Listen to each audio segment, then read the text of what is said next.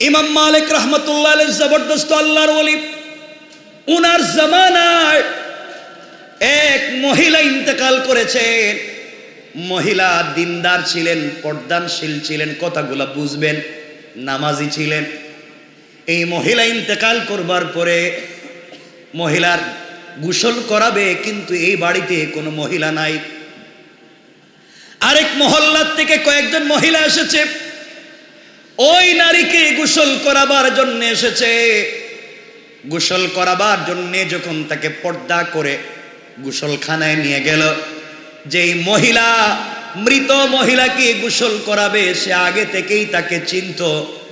গোসল করাতে গিয়ে শরীর থেকে যখন কাপড় সরিয়ে দিয়েছে, লজ্জাস্থান থেকে পুরো বডি থেকে যখন কাপড় সরিয়ে দিয়েছে, যেই মহিলা গোসল করাতে গিয়েছে ওই মহিলা ওই মৃত নারীর রানের উপরে হাত রেখে হঠাৎ বলে ফেলেছে, আজ তোমার গোসল আমি করাচ্ছি। আর তোমাকে না একদিন আমি দেখছিলাম একটা ছেলের সঙ্গে হাত ধরে ঘুরে বেড়াতে, এক ছেলের সঙ্গে তোমাকে একদিন হাত ধরে ঘুরে বেড়াতে দেখেছি। পাবলিক তোমাকে কত ভদ্র মনে করত, কত তুমি পর্দা করে চলতে, মানুষ তোমাকে তাহাজ্জুদ গুজার মনে করত, তোমার স্বামী তোমাকে আমানতদার মনে করত, পাবলিক তোমাকে বড় ভদ্র নারী জানতো। আর তোমাকে আমি আরেক ছেলের সঙ্গে দেখছি। এই কথা বলবার সাথে সাথে যেই নারী গোসল করাচ্ছিল তার হাতটা ওই মৃত নারীর রানের সঙ্গে আটকে গেল, একবার আঠার মতো আটকে গেল। হাত আর ছুটে না, অনেক চেষ্টা করে হাত ছুটানো যায় না। এক পর্যায়ে এলাকার হুজুরদেরকে বলা হলো কি করা যায়। ইমাম সাহেব আর কি করবে? ইমাম সাহেব ফতোয়া দিলেন, এক কাজ করেন, যেহেতু মহিলা মরে গিয়েছে আর ওই জীবিত নারীর হাত আটকে গিয়েছে, জীবিত নারীর হাত কাটার কথা আমি বলতে পারি না, যেহেতু মৃত মানুষ, রানের ওই অংশটুকুন চামড়াটুকুন কেটে দেন, হাত ছুটে যাবে। যার স্ত্রী মারা গেছে এই স্বামীকে কথা মানবে? কথা কন বলতেছে না, আমার স্ত্রীর চামড়া কাটা যাবে না, প্রয়োজনে তোমার বউর হাত কাটো। এখন হে বেচারার কি কয়, আমরা আইছিলাম আরেক গ্রাম থেকে আপনার বউরে গোসল করাইতাম, এখন আমার বউর হাত কাটবেন আপনি? কেউ যখন ফতোয়া দিতে পারে না, পুরো দেশের আলিম কি করবেন? অর্ধেক দিন চলে গিয়েছে, ওই নারীর হাত ছুটে না, কথাগুলা বুঝবে। লম্বা সময় চলে গেল, শেষ পর্যন্ত সবাই মিলে এই দেশের সব থেকে বড় মুফতি যিনি ছিলেন ইমামে মালিক রহমতুল্লাহ আলাইহির কাছে গেলেন। তিনি শুনলেন, তিনি বললেন পর্দা করে একটা জায়গায় রেখে দাও। সবাই বলছে হুজুর অর্ধেক দিন চলে গিয়েছে, ওই মহিলার ওযু ইস্তেঞ্জার প্রয়োজন, গোসল করবে, প্রস্রাব করবে, খাবার খাবে, কিন্তু হাত ছুটে না, তাকে ওই মহিলার কাছ থেকে আনাও যায় না। কি করবো বুঝতেছি না, পুরো এলাকায় মাতম চলতেছে, কান্নাকাটি চলতেছে, কি হয়েছে বুঝতে পারলাম না। এক পর্যায়ে ইমাম মালিক কাছে আসলেন, মহিলাকে বললেন ঘটনা কি হয়েছে তুমি বলো। আমার কাছে রাডার আছে, আমার কাছে সমস্যার সমাধান আছে, কোরআন হাদিস আছে, মিথ্যা বলবো না, সত্য কথা বলো, কি হয়েছে। মহিলা আরো চালাক, হুজুরে উল্টা বুঝায়। আছে না এমন লোক? দেখবেন হে ফেরেশতার মতো, কিছু জানে না, হে কয় হে নাকি গাঁজা খায় না, হে ফেন্সিডিল বিক্রিও করে না। পুলিশ যখন ফিডানি শুরু করছে, কয় খাই, আমিও খাই, আমার বাপও খায়, এখন কইতেছে, আগে কিন্তু স্বীকার করে না। আমার বন্ধুগণ, ইমাম মালিক বললেন কি হয়েছে বলো। মহিলা বলতেছে জানি না, আমি এসে এখানে তিলাওয়াত করতেছিলাম, হঠাৎ দেখি হাত আটকে গেছে। হে নাকি তিলাওয়াত করতেছিল, হে তিলাওয়াতে ছিল, ওর হাত হঠাৎ আটকে গেল। ইমাম মালিক বলে মিথ্যা কথা বলবা না, সত্য কথা বলো, বেঁচে থাকতে হলে, নচেত তোমাকে হত্যা করব। এক পর্যায়ে সন্ধ্যা হয়ে গিয়েছে, ওই মহিলা কোনো উপায় না পেয়ে ইমাম মালিকের কাছে বলতেছে, ইমাম মালিক ওই মহিলাকে যখন গোসল করাচ্ছিলাম, হঠাৎ করে আমি বলে ফেলেছিলাম, আমি একদিন ধারণা করে ওই মহিলার সঙ্গে একজন পুরুষকে দেখছিলাম, জানি না কে, আমি বলছিলাম ওই গোসল করাতে তার রানের উপরে হাত রেখে তুমি একজন বেগানা পুরুষের সঙ্গে ঘুরে বেড়াইছো, এই কথা বলার কারণে হাত আটকে গেল। ইমাম মালিক বললেন তুমি তুহমত দিয়েছ, হয়তো মিথ্যা কথা বলেছ, হয়তো তার সঙ্গে তার স্বামী ছিল, এই জন্য দুনিয়ায় তোমাকে শাস্তি পাওয়াই লাগবে। সুতরাং কোরআন আছে আমার কাছে, আমি দেখব তুমি এই অপরাধের শাস্তি কি। অপরাধের শাস্তি কোরআন খুললেন, খুলে দেখলেন কেউ যদি কারো উপরে মিথ্যা তুহমত দেয়, এই তার দুনিয়ার শাস্তি হলো আচ্ছা মতো একটা বেত নিয়া তার বডিতে 80টা বেত্রাঘাত দুররা। কয়টা? কয়টা? 2 সাইডটা মারার পরে মানুষ বাঁচে না। কয়টা মারতে বলছেন? 80টা। 80 বেত্রাঘাত। সবাই তো আশ্চর্য, এখন কি করা যায়? তিনি বললেন মারো। সে তুহমত দিয়েছে, মিথ্যা বলেছে, অপবাদ দিয়েছে, জাহান্নামে তো যাবেই, দুনিয়া শাস্তি পাওয়া লাগবে, কারণ সে কোনো মিথ্যা তুহমত দিতে গেল। এই জন্য খবরদার, সাবধান করে দিয়ে যায়, কেউ কারো প্রতি মিথ্যা তুহমত দিবেন না। হয়তো ইন্তেকাল করবেন, তওবা করার, মাফ চাওয়ারও সুযোগ খুঁজে পাবেন না। আমার বন্ধুগণ, এক পর্যায়ে 1-2 করে 70টা বেত্রাঘাত দেওয়া হলো, কিন্তু মেয়েটার হাত ছুটে না। এক পর্যায়ে 59টা বেত্রাঘাত করা, 79টা বেত্রাঘাত করা হলো, এখনো হাত লেগে আছে। ইমাম মালিক বলেন, আমি এতদিন কোরআন হাদিস দিয়া পাবলিকরে কত ফতোয়া দিলাম, আজ দেখি ছুটে না, তাহলে মহিলাই সত্য, এ তুহমত দেয় নাই, এ সত্য। আমি উল্টা তারে 79 বেত্রাঘাত দিলাম, এখন তো বাঁচবেই না। 79 বেত্রাঘাত করলাম, মরেই যাবে, বাঁচবেই না, করলাম কি? এক পর্যায়ে তিনি 80 নম্বর বেত্রাঘাত করার জন্য যখন বেত উঠাইয়া 80 নাম্বার বেত তার বডিতে মারছেন, হঠাৎ করে ঠাস করে বডি থেকে হাত ছুটে গিয়েছে। আল্লাহু আকবার! তিনি বুঝতে পারলেন তুমি তুহমত দিয়েছো। এই পৃথিবীতে 2 জন প্রতিযোগিতা করতেছে, একজন জিন্নাত, একজন শয়তান, একজন মানুষ। আল্লাহ তাআলা এই রমজানে 2 জন প্রতিযোগী দৌড়াচ্ছে, 2 জন তার মঞ্জিলে মকসুদে যেতে চায়। আল্লাহ তাআলা একজন প্রতিযোগীকে শিকল দিয়ে বেঁধে রাখছেন রমজানে। তার নাম, কথা বলেন, আল্লাহ একজন প্রতিযোগী শয়তানকে শিকল দিয়ে বেঁধে রাখছেন, আর বলছেন আরেকজন প্রতিযোগী মানুষ, সে যেন মঞ্জিলে মকসুদে পৌঁছে যায়, সে যেন জিতে যায়। কারণ শয়তান বাধা চাইলেও দৌড় দিতে পারতেছে না। এরপরেও আপনি জান্নাতের দিকে দৌড়ে জান্নাতে যেতে পারলেন না, একজনকে বেঁধে রাখলো। এরপরে বিচারক চাইলো আপনাকে জিতিয়ে দিতে, এরপরেও দৌড়ে গিয়ে আপনি জান্নাতে যেতে পারলেন না। আপনার আমার মতো হতভাগা আহাম্মক আর নাই। কথা বলেন না কেন? শয়তান কি শিকল দিয়ে বাঁধা আছে? আমরা কি, আমাদের কি বেঁধে রাখছে? তাহলে এরপরেও যদি যেতে পারি না, কথা বলেন, আমাদের মতো আহাম্মকার আছে? আহাম্মকার নাই। রমজান হলো এমন এক মাস, যে মাস রবের দুয়ারে ভিক্ষার ঝুলি নিয়ে পড়ে থাকার মাস। রমজান এমন এক মাস, যেই মাসে মালিকের দরবারে, মালিকের দরজায় ভিক্ষার ঝুলি নিয়ে পড়ে থাকার মাস। যে আমি মালিক, তোমার দরজায় ভিক্ষার ঝুলি নিয়ে পড়েই থাকলাম, মাফ না দেওয়া পর্যন্ত ফিরবো না। আল্লাহু আকবার বললেন না? আপাতত আমি যাচ্ছি না, আমি পড়ে থাকলাম।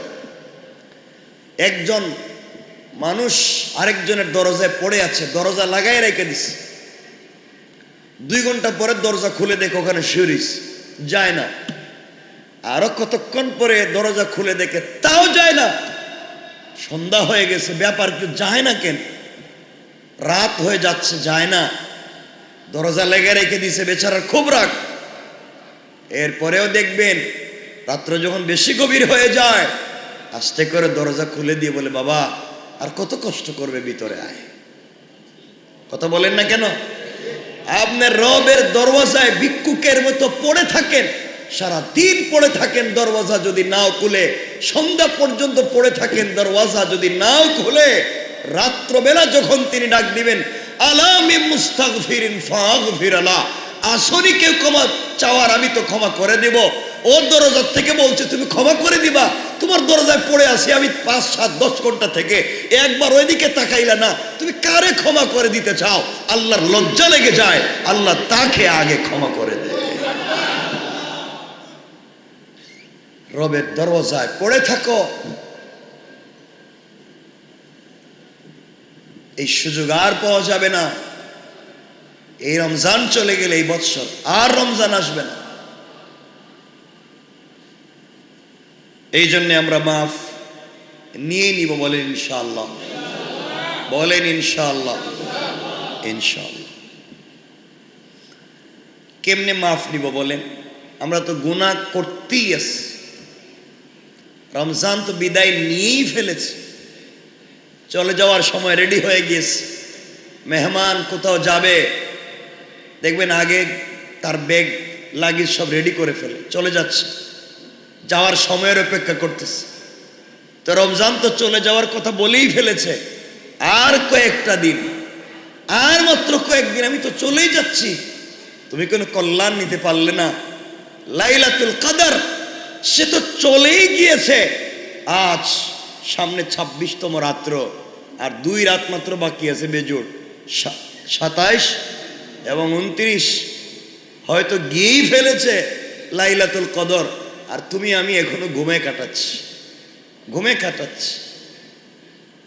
আল্লাহর কাছে মাফ চাও, আল্লাহর কাছে ক্ষমা চাও। আল্লাহ আমাদেরকে ক্ষমা করে দিবেন।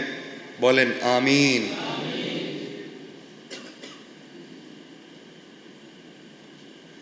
তাহলে মানুষের বডি তৈরি হয় 2 জিনিস দিয়া। মানুষ তৈরি হয় 2 জিনিস দিয়া। একটা হচ্ছে রূহ, আর একটা হচ্ছে বডি, বদন।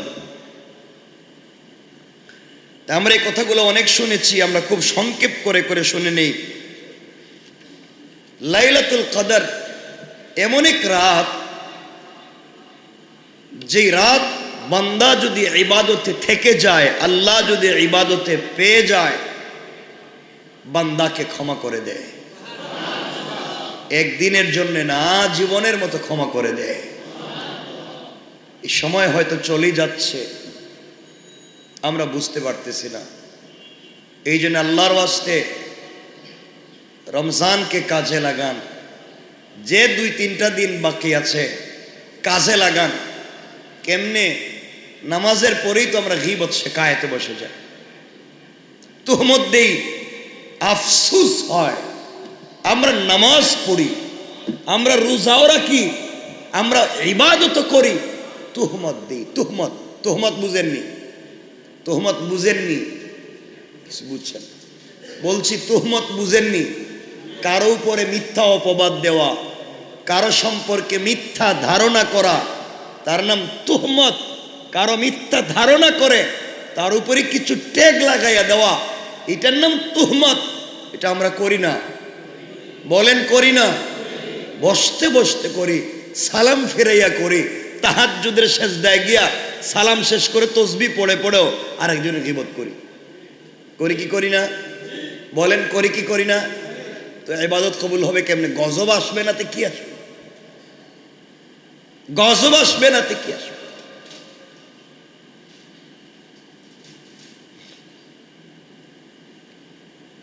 তুমি 10টা-15টা আইটেম ছাড়া তোমার সেহরি হচ্ছে না। 20টা-15টা আইটেম ছাড়া তোমার ইফতার হচ্ছে না।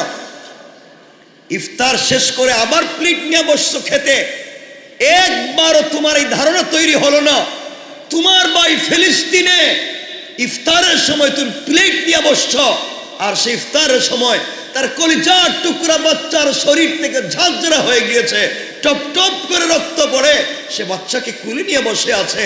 সে তার সামনে ইফতারের বদলা সে তার সামনে মাটি পাতা লতা নিয়ে বসে আছে, আর তুমি লম্বা লম্বা লম্বা লম্বা তসবিহ পড়ে লম্বা ইফতার করো। লজ্জা হয় না? কে বলছে তুমি জান্নাতে যাবে? বলছেটা কে আপনারে?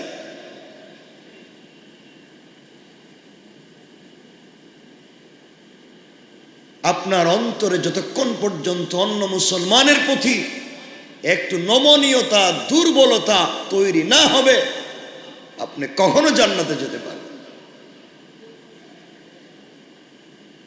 আল্লাহ আমাদের হেফাজত করুক। তাহলে আল্লাহ একটা দেহ সৃষ্টি করেছেন আর একটা রূহ সৃষ্টি করেছেন। রূহ ছাড়া দেহ চলে না, দেহ ছাড়া রূহ। বলেন চলে? একটা আর একটার দরকার আছে না? রূহ যদি না থাকে দেহের কোনো দাম আছে? দেহ যদি না থাকে রূহের কোনো দাম আছে? তাহলে একটা আর একটার সাথে লাগবে। তাহলে আমরা যে আজকে আয়াত তিলাওয়াত করেছি এটা হচ্ছে রূহ কি জিনিস, এটা নিয়ে আমরা সংক্ষেপ কথা বলবো।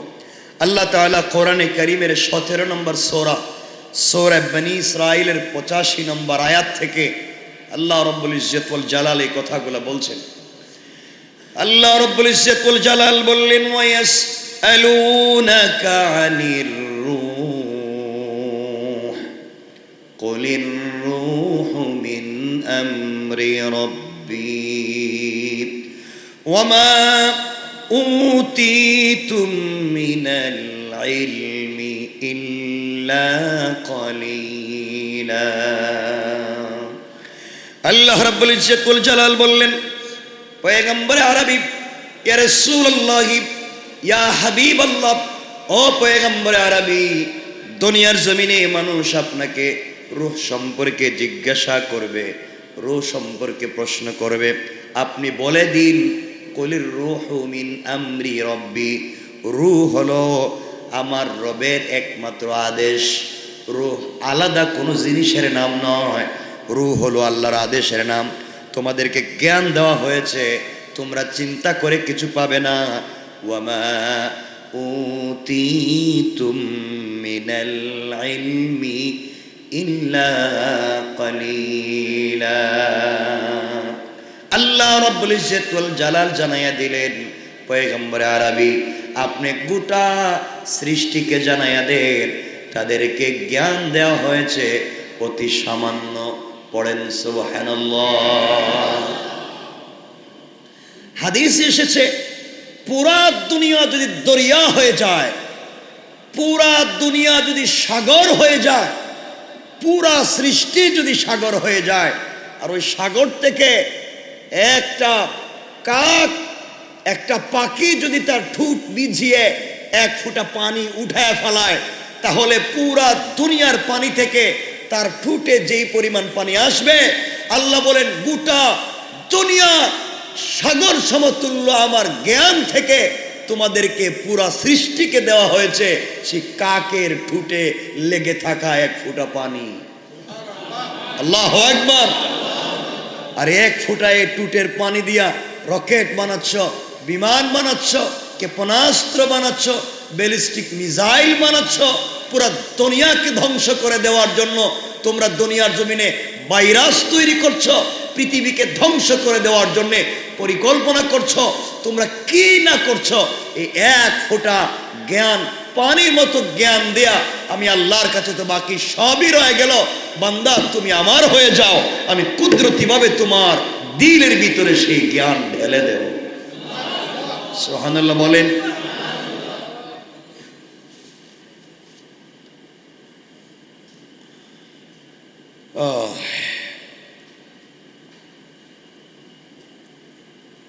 রূহ যে আমাদের বডিতে আছে, রূহ কি কোনোদিন দেখছেন? কোনোদিন দেখা যায়? না দেখে বিশ্বাস করা যায়? বলেন না যায়? বাতাস কোনোদিন দেখছিলেন? দেখা যায়, ধরা যায়, মুষ্টির ভিতরে ঢুকানো যায়, বিশ্বাস হয়? বলেন না। ফ্যান যে চলে, বাতাস যে লাগে, এসি যে চলে, ঠান্ডা যে লাগে, ঠান্ডা কি ধরছিলেন কোনোদিন? একটু দেখছিলেন যে ঠান্ডা কেমন দেখতে, লম্বা কতটুকুন, বাঁকা কতটুকুন, কয় ফুট ওজন? দেখা গেছে? বিশ্বাস হয়? আল্লাহ বলছেন এই না দেখে আমার অস্তিত্বে বিশ্বাস করার নাম হলো ঈমানের পূর্ণতা। আল্লাহু আকবার। তাইলে বুঝতে পারলাম রূহ এটা বানাইছেন কে? রূহের নাম কি? আল্লাহর আদেশ, আল্লাহর আদেশ। আর দেহ বানাইছেন কি দিয়া? শুধু মাটি। দেহ বানাইছেন 4 জিনিস, মাটি, পানি, আগুন, বাতাস। এই 4 জিনিস আছে আমাদের বডিতে, দেখেন তো আছে? আছে। তাহলে দেহ বানিয়েছেন আল্লাহ হুকুম দিয়া, হুকুম হচ্ছে রূহ, তাহলে রুহের খোরাক দিবেন কে? আল্লাহ। তাহলে রুহকে বাঁচাতে হলে খোরাক হচ্ছে আল্লাহর হুকুম মানা। দেহ বানিয়েছেন 4 জিনিস দিয়া, মাটি দিয়া, আগুন দিয়া, পানি দিয়া, বাতাস দিয়া। তাহলে দেহকে সুস্থ রাখতে হলে এই 4 জিনিস দিয়া তৈরি করা খাবার খেতে হয়। আমরা যা খাই দেখেন তো এই 4 জিনিসের বাহিরে না ভিতরে? দেখেন না? আপনারা যা করি, হয়তো মাটি যা চাল খাচ্ছি, ডাল খাচ্ছি, এটা মাটি দিয়ে, বলেন না? এখানে মাটি আছে, বাতাস আছে, আগুন লাগে না লাগে না? কয় কয় জিনিস লাগে? পানি লাগে, ধান খেতে পানি দেওয়া লাগে, বাতাস লাগে, মাটি লাগে, খাইতে গেলে আগুন লাগে, লাগে না? একজন কইতেছে লাগে না। এটা কিন্তু কাঁচা ধান খায়নি, কিন্তু লাগে। বুঝাতে চাইলাম সব লাগে। কথা হচ্ছে এটি যে 4 জিনিস দিয়ে আমাদের বডি, এবং এই 4 জিনিস দিয়ে আমাদের খাবার। সুবহানাল্লাহ পড়ে। রূহ না থাকলে দেহ আর মানুষ থাকে না, এটা লাশ হয়ে যায়। রূহ যদি না থাকে, মানুষ থাকে না, লাশ হয়। আমরা কি বলি? আব্দুল্লাহ না আব্দুল্লাহর লাশ। দেহ তখন হয়ে যায় নোংরা আবর্জনা, এটার কোনো দাম থাকে না। সবাই মিলে কেউ এটারে জ্বালিয়ে দেয়, কেউ এটাকে বাসিয়ে দেয়, আর আমরা সম্মান করে গোসল করাইয়া, কাপড় দিয়ে পেছাইয়া একটু মাটির নিচে রাখি। এই তো কথা বলেন, এই তো। যদি জায়গা জমি না থাকে তাহলে বাসাইয়াও দেওয়া যায়।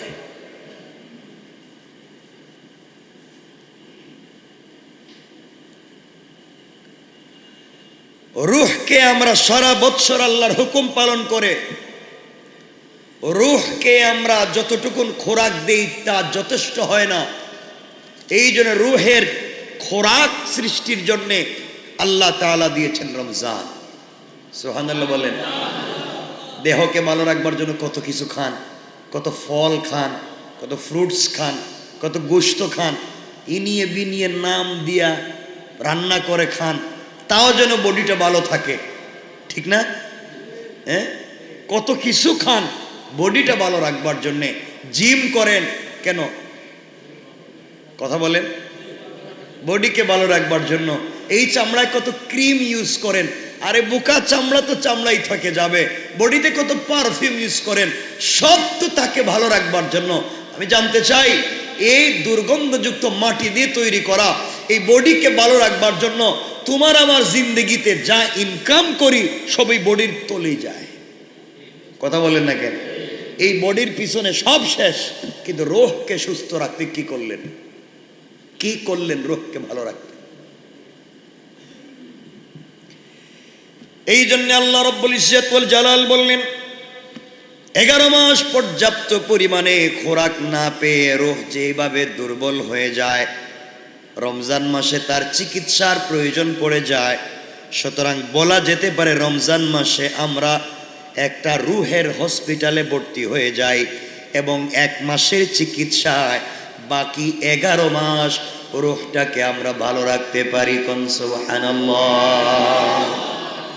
আমার বন্ধুগণ, যেমন দেহের চিকিৎসার জন্য কাউকে ট্যাবলেট দেওয়া হয়, কাউকে ক্যাপসুল দেওয়া হয়, কাউকে স্যালাইন দেওয়া হয়, কারো মাইনর অপারেশন হয়, কারো মেজর অপারেশন হয়, তেমনি রমজান মাসে আল্লাহ রাব্বুল ইজ্জত ওয়াল জালাল আমাদের কাছে কিছু জিনিস দিয়েছেন। তেলাওয়াত করতে হয়, তারাবি পড়তে হয়, ইতিকাফ করতে হয়, নফল ইবাদত বেশি বেশি করে করতে হয়। সব কিছু করতে করতে একটা পর্যায়ে যখন ঈদের চাঁদ উঠে যায়, আল্লাহ তাআলা রিলিজ করার সময় আমাদেরকে 6টা ট্যাবলেট লিখে দিয়ে বলেন, বান্দারে, আমি আল্লাহ তাআলা 1টা মাস তোমাকে নিজের কাছে রাখলাম, নিজের কাছে রেখে তোমাকে দেখলাম তুমি কি করেছো।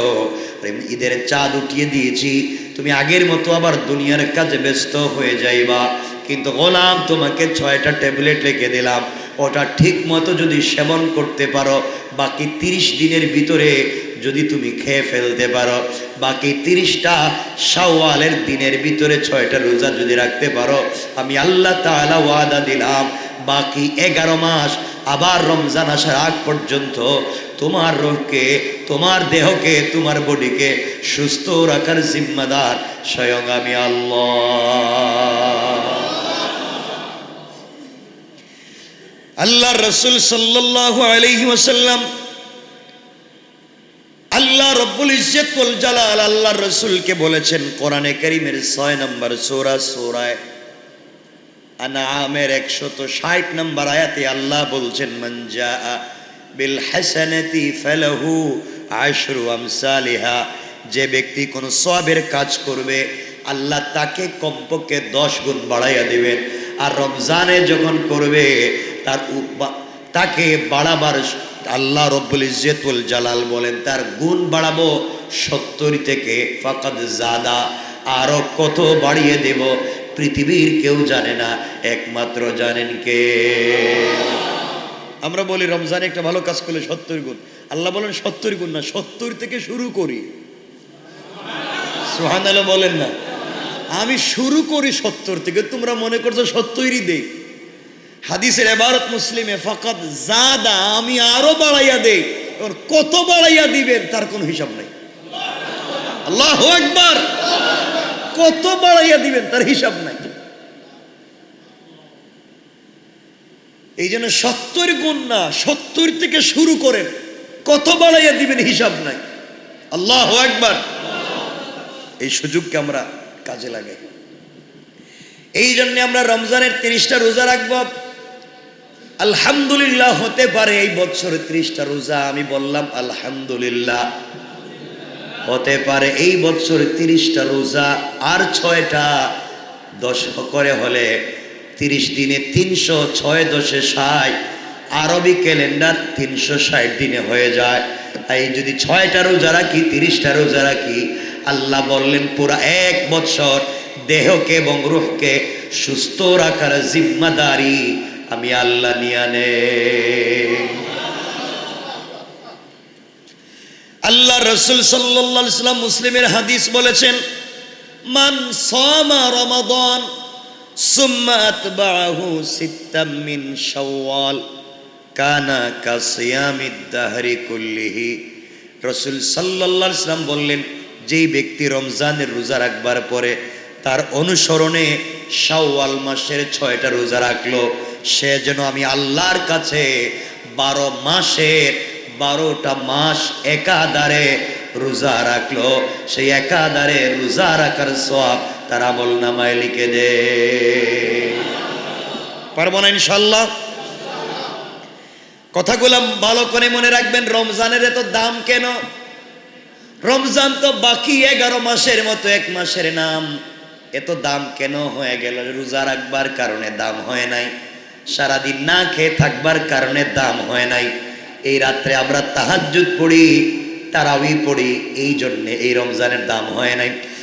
আল্লাহ রাব্বুল ইজ্জত ওয়াল জালাল কোরআনে কারীমের 2 নম্বর সূরা সূরা বাকারা 185 নম্বর আয়াত থেকে আল্লাহ বললেন, শাহরু রমাদান আল্লাযী উনজিলা ফীহিল কুরআন হুদাল লিন-নাসি ওয়া বাইয়িনাতিন